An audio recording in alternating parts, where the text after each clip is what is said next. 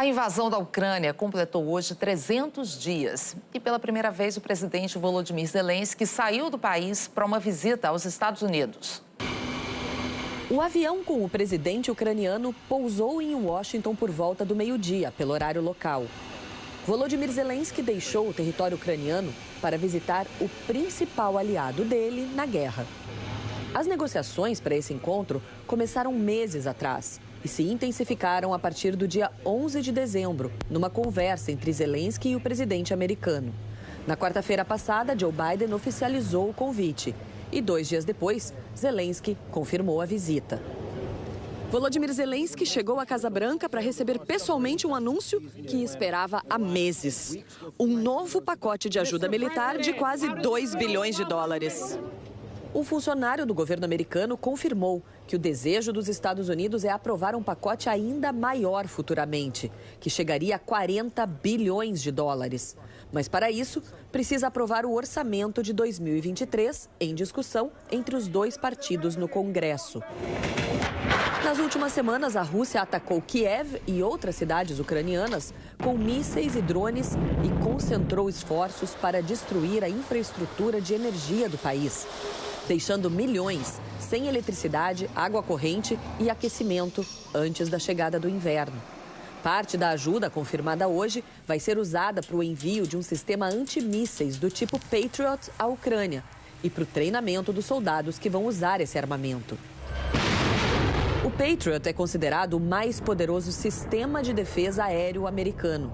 Ele é capaz de derrubar mísseis de cruzeiro, mísseis balísticos de curto alcance e aeronaves em uma altura significativamente mais alta do que os sistemas que já foram enviados aos ucranianos anteriormente.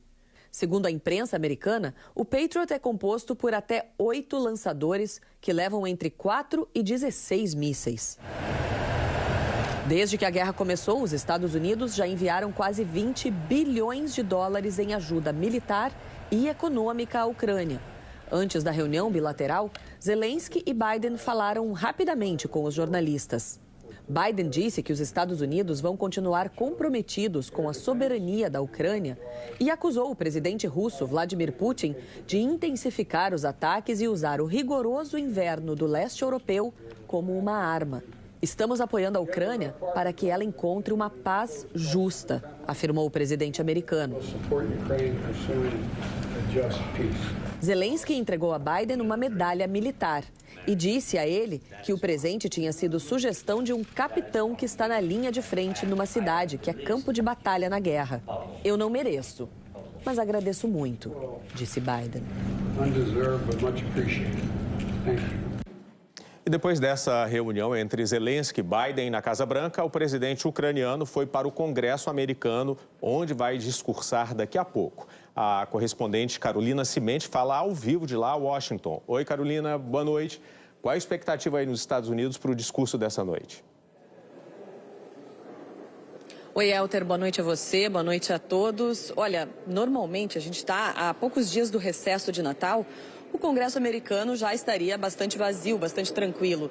Mas depois do chamado da presidente da Câmara dos Deputados, a Nancy Pelosi, para uma sessão conjunta com deputados e senadores para ouvir o discurso de Volodymyr Zelensky, o Congresso americano ficou bastante lotado. Zelensky saiu da Ucrânia pela primeira vez em 300 dias para falar sobre a guerra, para dizer para o mundo que a guerra continua e que a Ucrânia continua precisando de apoio militar e financeiro. Agora há pouco, ele disse ao lado de Joe Biden na Casa Branca que cada dólar desse investimento vai fortalecer a segurança global. Mas o que acontece aqui em Washington hoje? É basicamente um tango ucraniano. Biden ajuda Zelensky, então Zelensky veio até aqui agradecer a ele e os dois trocaram elogios mútuos. Para Zelensky, conversar com os congressistas americanos é fundamental, porque ele precisa que democratas e republicanos continuem aceitando financiar a guerra. Mas tem ainda uma outra peça-chave, porque na próxima semana, os republicanos vão passar a liderar a Câmara dos Deputados. E o futuro presidente da Câmara tem que unir e tem que agradar republicanos moderados, que querem continuar apoiando a Ucrânia, e republicanos mais radicais, que são contrários a esse financiamento. Então, dá para dizer que cada um aqui tem um interesse diferente, cada um quer um presente de Natal diferente. E Zelensky fala daqui a 1 hora e depois vai diretamente para o avião que vai levá-lo de volta a Kiev. Foi uma viagem muito rápida, um bate-volta, exaustiva com certeza, mas ele tem nesse avião uma suíte só para ele. Então, muita gente acredita que essa será uma das noites mais tranquilas de sono dele, bem longe da guerra, em 300 dias. Elter, Ana.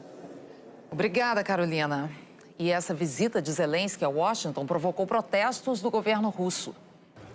A Rússia vê a visita do presidente ucraniano aos Estados Unidos como uma ameaça. O porta-voz do Kremlin, Dmitry Peskov, disse que nada de bom virá desta viagem e que o fornecimento contínuo de armas ocidentais à Ucrânia levaria a um aprofundamento do conflito. Isso não é um bom presságio para a Ucrânia, disse Peskov. O presidente Vladimir Putin visitou hoje o Ministério da Defesa. Conheceu a nova geração de armamentos russos, incluindo drones. Na reunião com os comandantes militares, falou que a Rússia não tem culpa do que está acontecendo. Disse ainda que considera os ucranianos um povo irmão e que ambos sofrem com essa tragédia. Putin voltou a responsabilizar os países do Ocidente que, segundo ele, fizeram uma lavagem cerebral nos países que faziam parte da União Soviética a fim de desintegrar a Rússia. Putin prometeu aos comandantes continuar a desenvolver armas nucleares e novos mísseis. Afirmou que não vai destruir a economia e sacrificar o povo russo, mas que não faltarão recursos para a operação militar. O governo da Ucrânia informou que os últimos bombardeios russos voltaram a atingir a infraestrutura de energia e avisou que a população deve se preparar porque o objetivo da Rússia é deixar os ucranianos no frio e na escuridão neste inverno. O Papa Francisco voltou a fazer um apelo em nome do povo ucraniano que não tem elementos essenciais de sobrevivência como eletricidade e aquecimento e pediu que nessa época de festas todos se lembrem das crianças ucranianas que perderam a capacidade de sorrir.